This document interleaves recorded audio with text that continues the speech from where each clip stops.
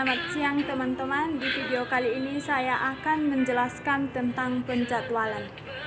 Namun sebelumnya, perkenalkan nama saya Devi Lestari Lase, NPM 19110051, kelas TIM 1902. Sebelumnya, perlu kita ketahui bahwa penjadwalan adalah aktivitas perencanaan untuk menentukan kapan dan di mana setiap operasi sebagai bagian dari pekerjaan secara keseluruhan harus dilakukan pada sumber daya yang terbatas, serta pengalokasian sumber daya pada suatu waktu tertentu dengan memperlihatkan kapasitas sumber daya yang ada. Persoalan penjadwalan adalah persoalan pengalokasian pekerjaan ke mesin pada kondisi mesin mempunyai kapasitas dan jumlah yang terbatas.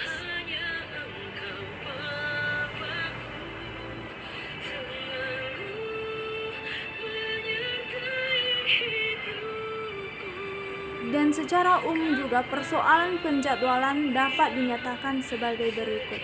Di sini kita bisa melihat dan membacanya. Lanjut. Tujuan penjadwalan adalah untuk mengurangi waktu keterlambatan dari batas waktu yang ditentukan agar dapat memenuhi batas waktu yang telah disetujui dengan konsumen. Penjadwalan juga dapat meningkatkan produktivitas mesin dan mengurangi waktu pengangguran. Produktivitas mesin meningkat, maka waktu menganggur berkurang. Secara tidak langsung, perusahaan dapat mengurangi biaya produksi.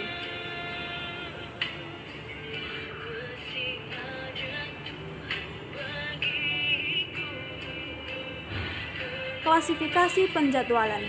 Klasifikasi penjadwalan produktif menurut Ginting 2009 pada prinsip ada dua macam, yaitu yang pertama, penjadwalan maju. Operasi penjadwalan dimulai dari tanggal penerimaan order secara maju dan kemungkinan terjadi persediaan bahan baku sampai pada giliran diproses. Keuntungan dari metode ini, penjadwalan dapat disusun secara SPT sehingga didapatkan suatu penjadwalan dengan flow time yang minimum.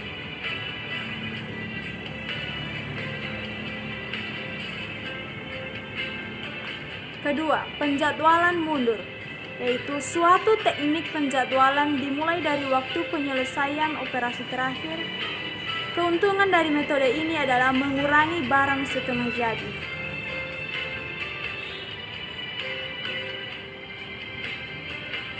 Klasifikasi kondisi penjadwalan. Penjadwalan produksi dapat diklasifikasi dari perbedaan kondisi yang mendasarinya. Klasifikasi penjadwalan yang sering terjadi dalam proses produksi yaitu sebagai berikut. 1. Berdasarkan produk positioning. 2. Berdasarkan pola kedatangan job. 3. Berdasarkan waktu proses.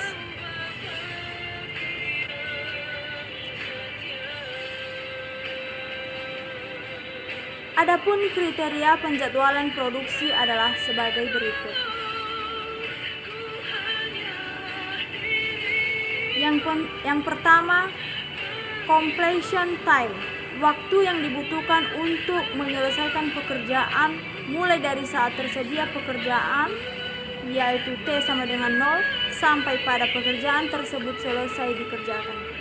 Atau menunjukkan rentang waktu secara pekerjaan pertama mulai dikerjakan sampai proses tersebut dimulai.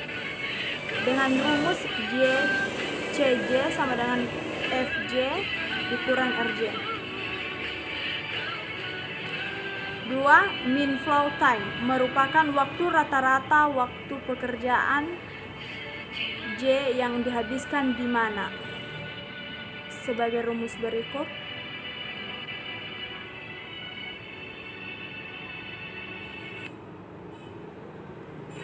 C. Flow time adalah waktu yang dibutuhkan oleh suatu pekerjaan dari saat pekerjaan tersebut masuk ke dalam suatu tahap proses sampai pekerjaan yang bersangkutan selesai dikerjakan. Dan di setiap di bawah ini teman-teman, saya sudah mencantumkan rumusnya. Bagian D atau 4, mean wait flow time, memiliki arti yang hampir sama dengan mean flow time. Hanya saja mempertimbangkan prioritas pengerjaan setiap job, di mana dalam perhitungan sebagai berikut.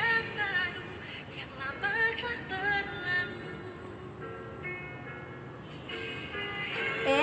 Maksimum lateness, yaitu besarnya simpangan maksimum atau selisih waktu penyelesaian seluruh job yang dijadwalkan terhadap batas waktu penyelesaian job tersebut,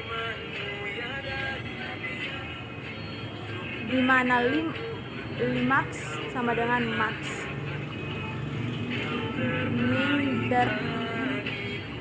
Mean tardiness merupakan rata-rata keterlambatan seluruh job yang dijadwalkan dan dapat dihitung dengan rumus yang di bawah.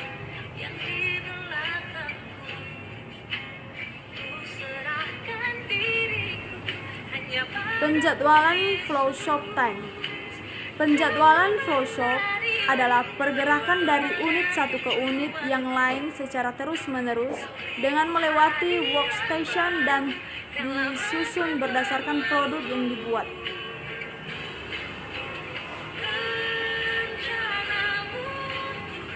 Yang pertama, flow shop, di mana job yang belum dikerjakan karena menunggu proses dari job yang mendahului harus menunggu hingga job yang mendahului selesai diproses pada suatu mesin. Yang kedua, flexible flow shop, di mana tipe flow shop ini memiliki routing yang berbeda yang memungkinkan job yang dapat untuk langsung masuk ke dalam stasiun kerja, kecuali bila tetap harus diproses pada routing yang sama.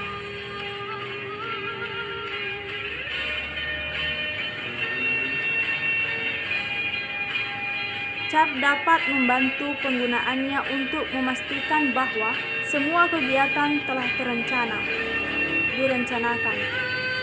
Urutan kinerja telah diperhitungkan. Perkiraan waktu kegiatan telah tercatat. Keseluruhan waktu proyek telah dibuat. Kelebihan penggunaan Gantt chart diantaranya: 1. Dapat menunjukkan waktu, kegiatan, dan urutan kegiatan. 2. Jika jumlah kegiatan tidak terlalu banyak atau hanya sekedar jadwal induk, maka metode Gantt chart menjadi pilihan pertama dalam proses perencanaan dan pengendalian kegiatan karena mudah dipahami oleh semua lapisan pelaksana proyek.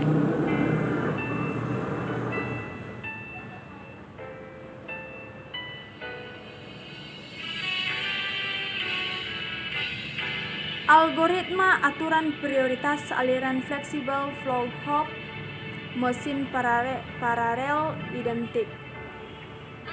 Salah satu metode heuristik dalam memecahkan masalah penjadwalan adalah metode priority dispatching ruler. Metode ini berprinsip pembuatan jadwal secara bertahap dalam pengerjaannya. Dengan menggunakan aturan ini, proses dengan waktu operasi yang paling panjang akan dijadwalkan terlebih dahulu. Metode long short processing time merupakan metode penjadwalan yang memberikan prioritas tertinggi pada waktu penyelesaian job paling lama diselesaikan.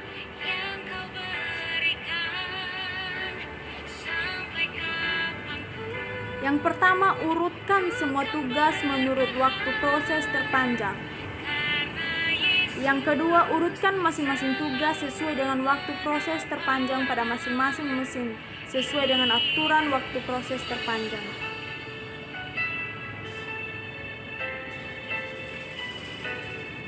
Metode algoritma LN. Dalam metode algoritma heuristik baru telah dilakukan penelitian untuk minimalkan kriteria make span dari persoalan penjadwalan mesin kelompok.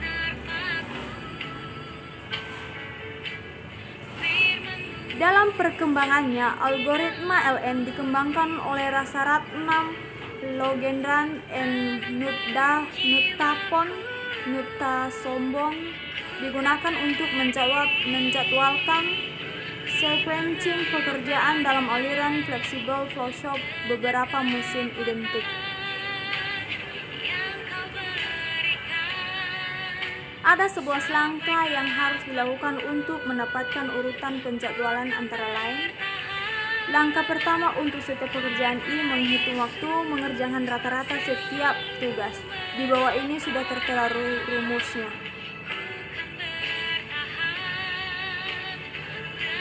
Langkah kedua, mengurutkan pekerjaan dalam urutan menurut dari TI AFG. Langkah ketiga, pilih 2 pekerjaan pertama dari daftar. Diurutkan pada langkah kedua dan menghasilkan 2 jadwal parsial. Langkah keempat, hitung waktu penyelesaian total masing-masing jadwal parsial yang dihasilkan pada langkah ketiga. Langkah kelima, jaga jadwal parsial dengan total waktu penyelesaian lebih kecil. Langkah ketujuh, ulangi langkah ke-8 sampai 11.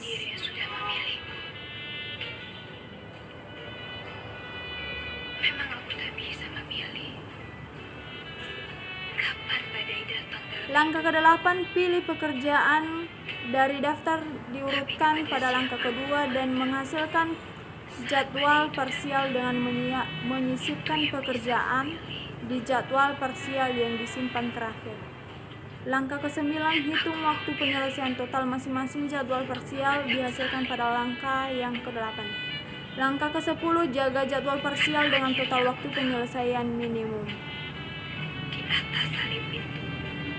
Metode algoritma LPT-LN merupakan metode perluasan algoritma yang sudah ada sebelumnya, di mana metode LPT digunakan untuk menentukan atau menetapkan pekerjaan untuk setiap mesin kelompok, sedangkan algoritma LN digunakan untuk menangani pengurutan pekerjaan pada setiap mesin kelompok. Metode ini dapat menghemat waktu penyelesaiannya lebih banyak daripada pendekatan yang optimal dan diperoleh sedikit dari solusi optimal.